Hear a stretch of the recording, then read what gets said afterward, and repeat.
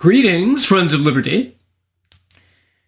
Numerous concerned and informed British citizens, such as Douglas Murray, Nigel Farage, and Matt Goodwin, have suggested or implied that mass immigration is Britain's greatest problem. Is this true? In order to know, we need to look at history to discover whether other countries have successfully experienced mass immigration, and if so, why?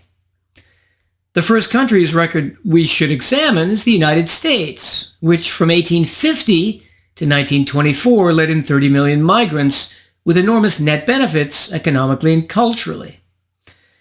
Let's specifically turn to New York City, which encapsulated the American immigrant experience, examining under what specific conditions immigration occurred there. Number one, American New York City had virtually no welfare state. 19th century America was a classically liberal country, with immigrants receiving little or no governmental support, the direct opposite of modern Britain. This meant that A, all immigrants, whether good or bad, had to work or suffer extreme poverty, thus incentivizing them to integrate into America's hardworking culture. B, America as a consequence attracted the best, most hardworking and intelligent immigrants, unlike what often occurs in modern Europe and Britain.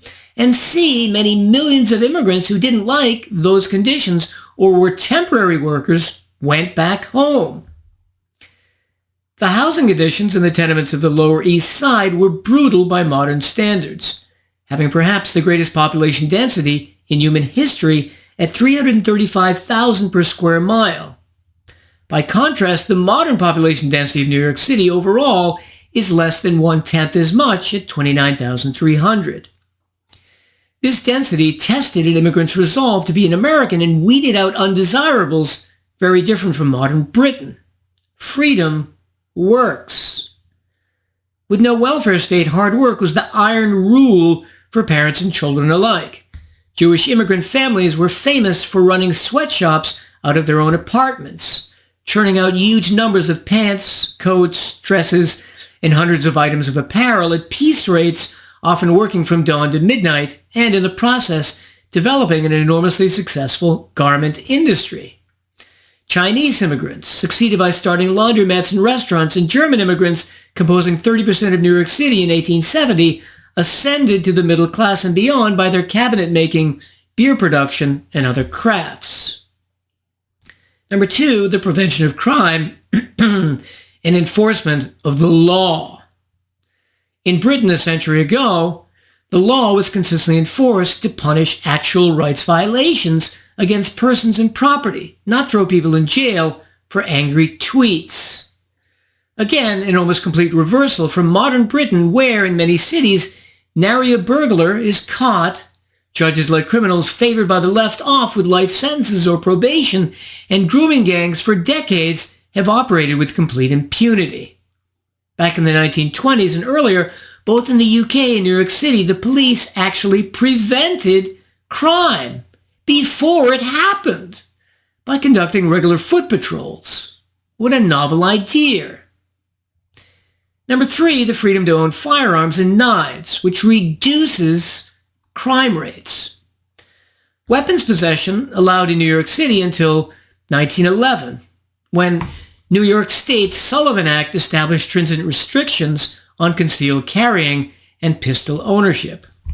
Subsequently, after this gun control passed, along with the introduction of prohibition in 1919, murder rates increased from 4 to 100,000 in 1917 to 8 per 100,000 in 1932, then with the repeal of prohibition in 1933, dropped by more than half back to 3 by 1944. From 1890 to 1905, homicide rates had been below 5 per 100,000.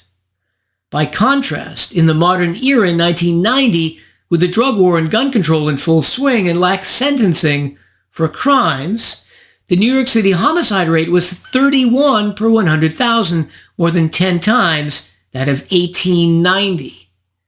19th century New York, contrary to what you might have imagined from Scorsese's film Gangs of New York, was relatively peaceful.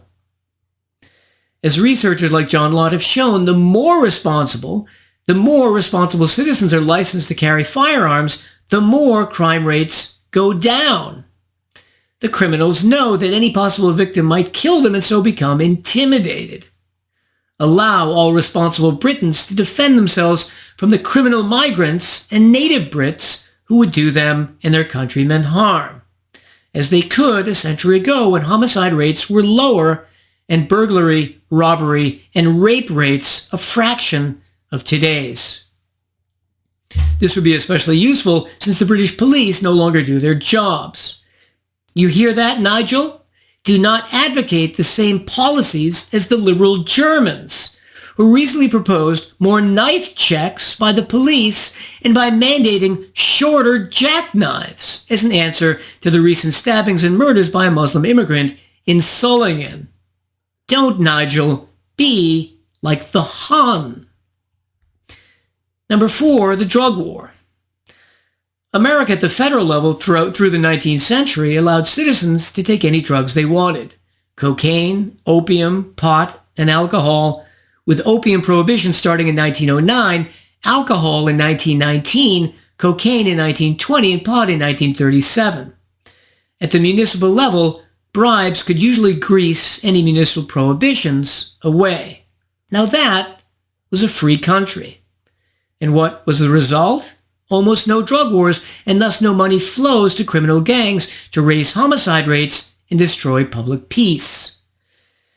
And to the degree that cities like Chicago, prior to Prohibition, had organized Italian crime, that was largely caused by the attempted prohibition of gambling and prostitution.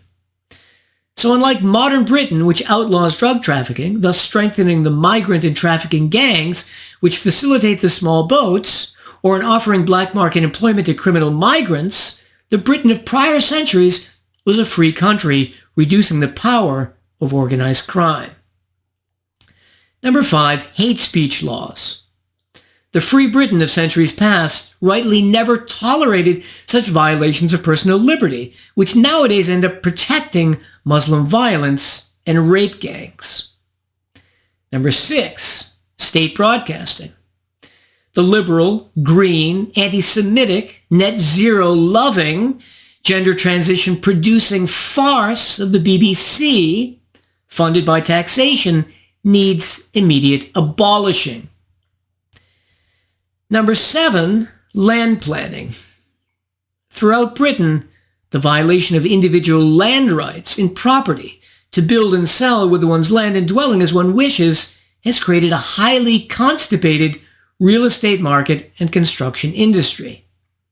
This has naturally led to Britain's angry at migrants, both legal and illegal, who occupy more housing space. So, what is England's greatest problem?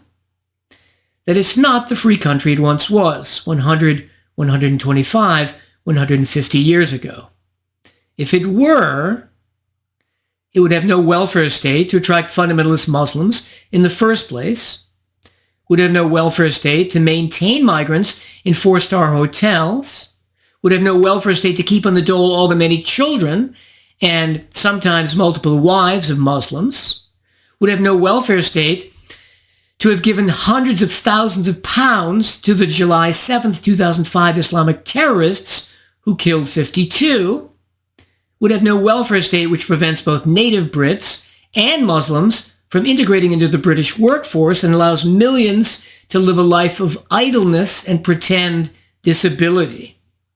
It would have no public system of higher education, perfectly suited to indoctrinate huge numbers of the multicultural elite who administer Whitehall, the Quangos, and the judiciary, and who, in their Islamophilia and cultural relativism, ignore Muslim wife-beating, female genital mutilation, forced marriages, honor killings, and the rape of tens of thousands of British schoolgirls.